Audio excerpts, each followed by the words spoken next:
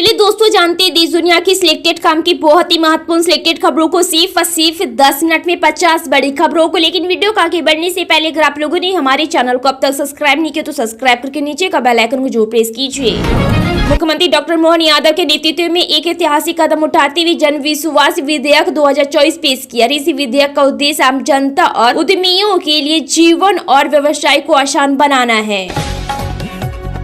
संसद के शीतकालीन सत्र में गृह मंत्री अमित शाह की अंबेडकर पर टिप्पणी के बाद हंगामा हुआ है और बीजेपी कांग्रेस सांसदों के बीच धक्का मुक्की हुई है। इसी में बीजेपी सांसद प्रताप सारंगी घायल हो गए हैं, जिसका आरोप है कि राहुल गांधी ने उन्हें धक्का दिया है। राहुल गांधी ने आरोपों से इंकार किया है। बीजेपी की महिला सांसद फांगनोन किन्याक ने राहुल पर अभद्र व्यवहार का आरोप लगाया है। राहुल पर एफआईआर दर्ज हुई है और स्पीकर ने संसद परिसर में धरना प्रदर्शन पर रोक लगा दी। संसद के शीतकालीन सत्र में सरकार वन नेशन वन इलेक्शन से संबंधित बिल लेकर आई। विपक्ष ने इसका जमकर विरोध किया, लेकिन वोटिंग के बाद लोकसभा में इसे स्वीकार कर लिया गया। हंगामे के बीच डिवीजन के बाद इसे संयुक्त संसदीय समिति जेपीसी को भेज दिया गया। भीमराव अंबेडकर को लेकर गृह मंत्री अमित शाह के बयान के बाद उनके खिलाफ कांग्रेस और विपक्षी दलों द्वारा विरोध किया जा रहा था। इसके लिए 19 दिसंबर को संसद परिसर में विरोध प्रदर्शन किया जा रहा था। इसमें कांग्रेस के साथ अन्य विपक्षी दलों के सांसद भी शामिल थे। इसी दौरान धक्का मुक्की हुई, जिसमें भाजपा के 2 सांसद घायल हो गए। केंद्र की सत्ताधारी दल बीजेपी को नए साल में नया पार्टी चीफ मिल जाएगा। सूत्रों के मुताबिक 15 जनवरी को बीजेपी के राष्ट्रीय अध्यक्ष के लिए नॉमिनेशन पूरा हो जाएगा। इसके बाद 20 जनवरी तक बीजेपी का नया अध्यक्ष घोषित भी हो सकता है। महाराष्ट्र के मुख्यमंत्री देवेंद्र फडणवीस ने ठाणे जिले के कल्याण में एक मराठी भाषी परिवार पर हुए मामले में बड़ी कार्रवाई की है। मराठी परिवार पर हमला करने के आरोप में राज्य सरकार के कर्मचारी और उनकी पत्नी के खिलाफ मामला दर्ज करवाया है। दिल्ली आबकारी नीति मामले में प्रवर्तन निदेशालय ईडी के आरोप पत्र पर संज्ञान लेने की निचली अदालत के आदेश के खिलाफ उच्च न्यायालय पूर्व मुख्यमंत्री अरविंद केजरीवाल की याचिका पर 30 जनवरी 2025 को सुनवाई करेगा। चुनाव आयोग द्वारा महाराष्ट्र के पूर्व मुख्यमंत्री एकनाथ शिंदे के गुट को शिवसेना का नाम और चुनाव चिन्ह दिए जाने के बाद बीते काफी समय से उद्धव गुट और शिंदे गुट में चल अंचल संपत्ति को लेकर काफी रस्साकसी चल रही थी। एक राष्ट्र एक चुनाव विधेयक संसद में पेश किया गया है। बिल लोकसभा और राज्य विधानसभा चुनाव एक साथ कराने का लक्ष्य रखता है। बिल को व्यापक चर्चा के लिए जेपीसी को भेजा गया है। जेपीसी में प्रियंका गांधी और अनुराग ठाकुर सहित 39 सदस्य होंगे। विपक्षी दलों के बिल का विरोध किया है, जबकि कुछ दलों ने समर्थन दिया है। नेता विपक्ष राहुल गांधी पर एफआईआर दर्ज की गई है। राहुल पर कई आरोपों के तहत मामला दर्ज किया गया है, जिसमें 7 साल तक की जेल की सजा का प्रावधान है। यह मामला संसद में हुई मारपीट से संबंधित है। यूपी की योगी सरकार प्रदेश के 25,000 युवाओं को बड़ी सौगात देने की तैयारी कर रही है। प्रदेश के श्रम एवं सेवा योजना मंत्री अनिल राजभर ने विधान परिषद में सपा के एक सवाल के जवाब में कहा कि प्रदेश में अब बेरोजगारी दर 3% है, जो अब तक सबसे कम है। संसद के शीतकालीन सत्र का अंतिम दिन लोकसभा और राज्यसभा में काफी हंगामेदार रहा। लोकसभा और राज्यसभा में विपक्ष के नेता नारेबाजी करते नजर आए, जिसके चलते दोनों सदनों को अनिश्चितकाल के लिए स्थगित करना पड़ा। पंजाब के लोग सुरक्षित सफर कर सके, इसके लिए मान सरकार तत्परता के साथ काम कर रही है। दुर्घटनाएं पर रोकथाम करने के लिए पूरे पंजाब में गुणवत्तापूर्ण सड़कों का निर्माण किया जा रहा है। कांग्रेस महासचिव जयराम रमेश ने कहा कि संसद के बजट सत्र में राज्यसभा के सभापति जगदीप धनखड़ के खिलाफ अविश्वास प्रस्ताव लाने के लिए नोटिस फिर से दिया जा सकता है तथा इस शीतकालीन सत्र में दिया गया वह नोटिस एक ट्रेलर था, जिसमें उपसभापति हरिवंश ने खारिज किया।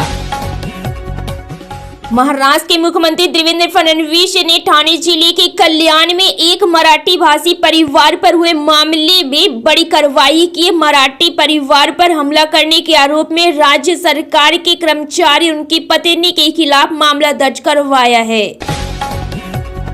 संसदीय कार्य मंत्री किरण रिजिजू ने कांग्रेस पर राजनीतिक प्रदर्शनों के दौरान शारीरिक बल का सहारा लेने का आरोप लगाया और दावा किया है कि सत्तारूढ़ राष्ट्र जनतांत्रिक गठबंधन राजग के सदस्यों की ओर से दर्शकों तक की उनकी करतूतों का पर्दाफाश किए जाने के बाद वह बौखला गई है।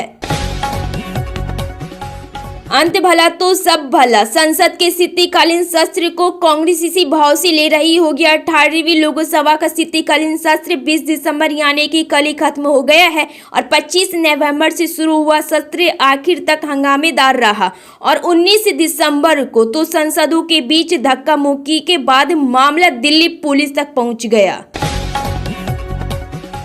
दिल्ली के पूर्व मुख्यमंत्री और आम आदमी पार्टी के राष्ट्रीय संयोजक अरविंद केजरीवाल ने भारतीय जनता पार्टी पर जमकर हमला बोला। उन्होंने भाजपा अध्यक्ष जेपी नड्डा पर आरोप लगाते हुए कहा कि उन्होंने संसद में हमारे पूर्वचली भाइयों को रोहिंग्या, बांग्लादेशियों और घुसपैठियों से तुलना की।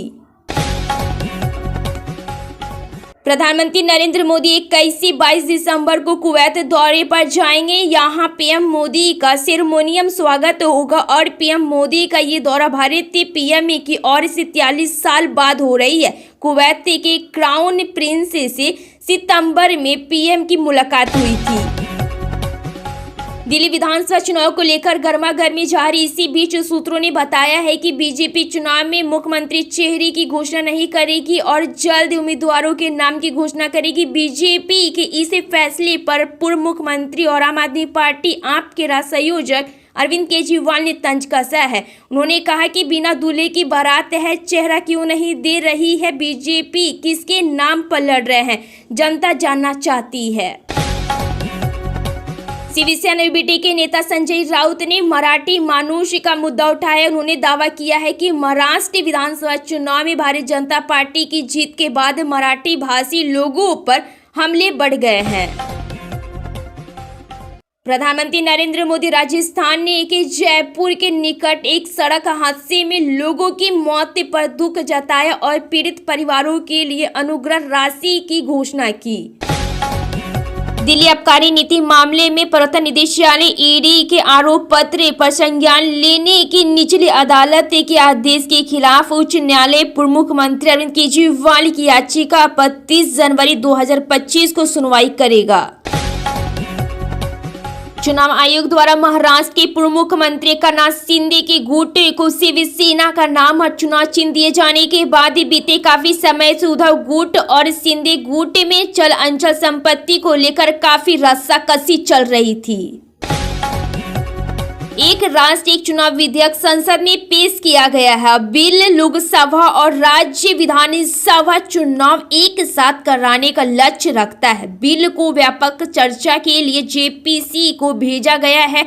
जेपीसी में प्रियंका गांधी और अनुराग ठाकुर सहित 39 सदस्य होंगे। विपक्षी दलों के बिल का विरोध किया है जबकि कुछ दलों ने समर्थन दिया है।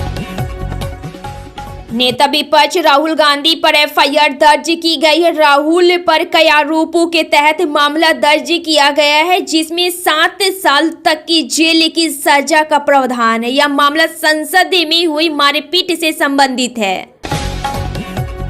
यूपी की योगी सरकार प्रदेश के 25,000 युवाओं को बड़ी सौगात देने की तैयारी कर रही है। प्रदेश के श्रम एवं सेवा योजना मंत्री अनिल राजभर ने विधान परिषद में सपा के एक सवाल के जवाब में कहा कि प्रदेश में अब बेरोजगारी दर 3% है जो अब तक सबसे कम है। संसद के शीतकालीन सत्र का अंतिम दिन लोकसभा और राज्यसभा में काफी हंगामेदार रहा। लोकसभा और राज्यसभा में विपक्ष के नेता नारेबाजी करते नजर आए जिसके चलते दोनों सदनों को अनिश्चितकाल के लिए स्थगित करना पड़ा। कांग्रेस ने संसद के शीतकालीन सत्र के समापन के बाद आरोप लगाया कि प्रधानमंत्री नरेंद्र मोदी की नेतृत्व वाली सरकार ने इस सत्र के दौरान जो कुछ किया वो फाशीवाद का उदाहरण है। प्रधानमंत्री नरेंद्र मोदी को माफी मांगनी चाहिए क्योंकि शाह का समर्थन करके वह भी बाबा साहेब के अपमान में बराबर के भागीदार बने हैं।